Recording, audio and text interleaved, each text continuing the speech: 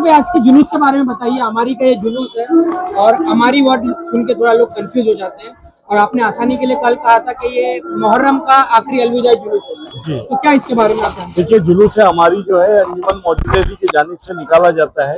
ये जो है करबला वालों की याद में जो यजीद के मजालिम के बाद कूफा और शाम में जो उन पर सितम हुए, उसके बाद वो वापसी जो मदीने की तरफ काफिला हुआ करबला होते हुए, ये उसका एक मंजर है।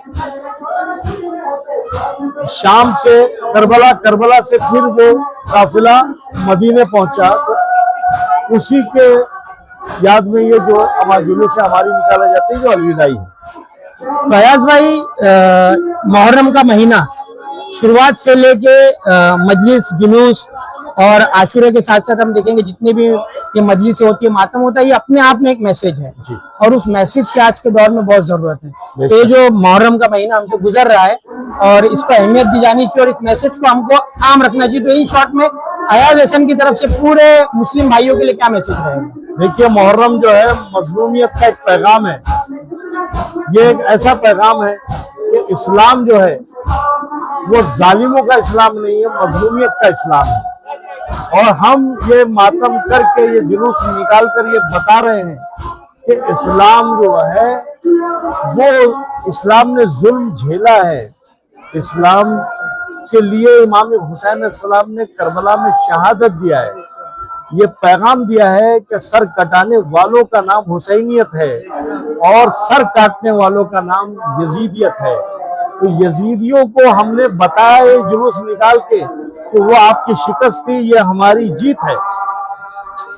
आजादारी को लेकर भी हम देखते हैं कि बहुत सारी चीजें हैं जो ऐसे अनासिर है हिंदुस्तान में भी, ऐसे कुछ फ्रिंज में एलिमेंट बोली है या नफरती, जो नाम को तो मुसलमान है लेकिन वो इस वक्त के हालात को नहीं देखते हुए आज भी सोशल मीडिया पर उनका सुन्नी और शिया में तफरीक डालना जारी है।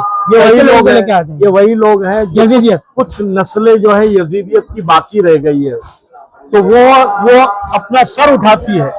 लेकिन जब ऐसी शक्तियां, ऐसी ताकतें जब सर उठाती है तो उसको कुचलने के लिए मजलूमियत के नाम पर हुसैनी आगे बढ़ते हैं और उस ताकतों को कुचल देते हैं। जैसे कि आपने देखा होगा हमारे खामनेई साहब यजीदियत के पैगाम को बढ़ाने वालों का सर कुचल दिया, शहादत दे के दिखा दिया कि हम लोग जुल्म करने वाले नहीं है, हम जुल्म सहन करने वाले हैं और मुंह तोड़ जवाब देने वाले। और अब जवाब मिल रहा है। देखिए, ईरान आज एक छोटा सा मुल्क है, लेकिन पूरे जो है इजराइल और अमेरिका पे भारी पड़ रहा है। वो किस लिए? क्योंकि उनके पीछे तो ताकत है, वो हुसैनी की ताकत है। हिंदू मुस्लिम गैप के बीच में गैप की पिछले 12 सालों से बात हो रही है, लेकिन ये जो हमारा सुन्नी और शिया का गैप है, इसको कम करने की बहुत जरूरत है। और कहीं ना कहीं खामनेई साहब की शहादत ने और ईरानियन ऑफिशियल्स के और पूरी दुनिया में जो उन्होंने मैसेज सोशल मीडिया के जरिए दिया, तो कहीं ना कहीं उसमें कुछ कमी आई है, लेकिन कुछ लोग उसको अभी भी पूरी तरह से मुकम्मल होने नहीं दे रहे। तो ऐसे लोगों से बचने के लिए आपका क्या मैसेज है? देखिए, खामनेई साहब की शहादत ने मुसलमानों को इत्तेहाद सिखा दिया।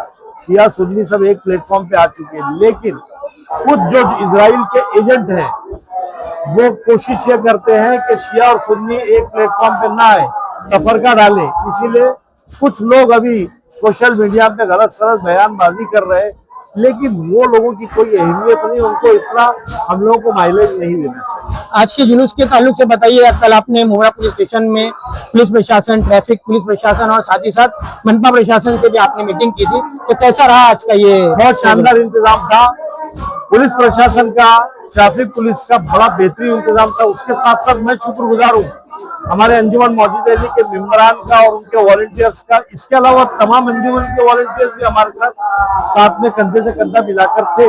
इसलिए बेहतरीन ढंग से ये जुलूस को अंजुमन मौजूद की जानिब से आज अभी इख्तिताम होने जा रहा है कब्रिस्तान तनवा नगर में। आखिरी मजलिस होगी, वो उसके बाद जुलूस इख्तिताम होगा।